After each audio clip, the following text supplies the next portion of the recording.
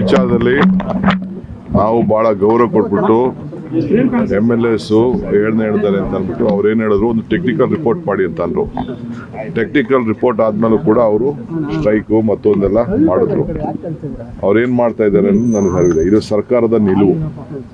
ಸರ್ಕಾರ ಅವರು ಓಪನ್ ಆಗಿ ತೊಗೊಂಡೋಗಿ ಪೈಪ್ ಹಾಕ್ಬೇಡಿ ಅಂತ. ಪೈಪ್ ಹಾರೋದೇನೋ ಅದು ಸರ್ಕಾರದ ತೀರ್ಮಾನ. ಅವರು ಎಷ್ಟು ಖರ್ಚು ಮಾಡ್ತೀವಿ ಏನು ಮಾಡ್ತೀವಿ ಅಂತ ಅವ್ರು ಬೇಕಾದ್ರೆ ಬೇರೆ ಫಾರ್ಮಲ್ ಇದೆ, ಖರ್ಚು ಮಾಡಲಿ. ಅವರು ಪೈಪ್ ಹಾಕೊಂಡು ಹೋಗಿ ಇದನ್ನು ನೀರು ತೊಗೊಂಡೋಗಿ ಅಂತಾರೆ, ಓಪನ್ ಮಾಡಿ ಅಂತಾರೆ. ಓಪನ್ ಮಾಡ್ತೀವೋ ಒಳಗಡೆ ತೊಗೊಂಡು ನಮ್ಮ ನೀರನ್ನ ಗ್ಯಾರಂಟಿ ತೆಗೆದುಕೊಂಡು ಹೋಗ್ಬೇಕು ಅಂತ ತೀರ್ಮಾನ. ಈಗ ಸೋಮಣ್ಣವರು ಅವರೊಂದು ಇಂಡಿಯನ್ ಇನ್ಸ್ಟಿಟ್ಯೂಟ್ ಆಫ್ ಸೈನ್ಸ್ ಅವರು ಯಾರೆಲ್ಲ ಸೇರಿ ಒಂದು ರಿಪೋರ್ಟ್ ತೊಗೊಳ್ಳಿ ಅಂತ ಹೇಳಿದ್ರೆ ಮಾಡ್ತೀನಿ. ಸ್ಪಾಟ್ ವಿಸಿಟ್ ಮಾಡಬೇಕು ಅಂತ ಮಾಡ್ತೀನಿ. ಬಟ್ ನನಗೆ ತುಮಕೂರು, ಇಡೀ ತುಮಕೂರು, ನನಗೆ ಇದು ಒಂದೇ ಅಲ್ಲ, ಕುಣಿಗಲ್ ಒಂದೇ ಅಲ್ಲ, ಇಡೀ ತುಮಕೂರಿಗೆ ನೀರು ಒದಗಿಸ್ಕೊಡ್ಬೇಕು. ಅದಕ್ಕೆ ನಾನು ಈಗಾಗಲೇ ಯೋಜನೆಗಳನ್ನು ಸಿದ್ಧತೆ ಮಾಡ್ತಾ ಇದ್ದೀನಿ. ಅದನ್ನು ಯಾವ ರೀತಿ ಎಕ್ಸೆಸ್ ನೀರು ಹೋಗಬಾರ್ದು, ಏನೂ ಆಗಬಾರ್ದು, ಎಲ್ಲರಿಗೂ ನ್ಯಾಯಬದ್ಧವಾಗಿ ನೀರು ಜಾಸ್ತಿ ಇದ್ದಾಗ ನೀರು ಜಾಸ್ತಿ ಹೋಗಬೇಕು, ನೀರು ಕಡಿಮೆ ಇದ್ದಾಗ ನೀರು ಕಡಿಮೆ ಹೋಗಬೇಕು. ಆ ಪ್ರಕಾರ ಮಾಡ್ತೀನಿ.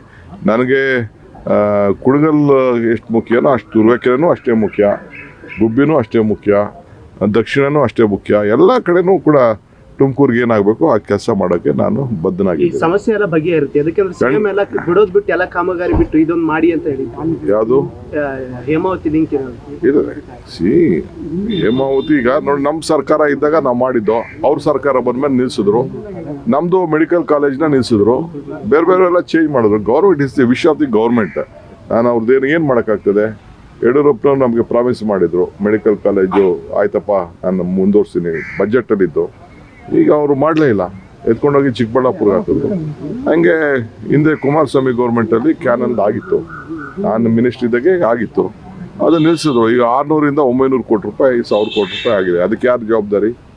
ಕೃಷ್ಣಪ್ಪನವರು, ಸುರೇಶ್ ಗೌಡರು ಜವಾಬ್ದಾರಿ ತೊಗೊಳಕ್ಕಾಗ್ತದ?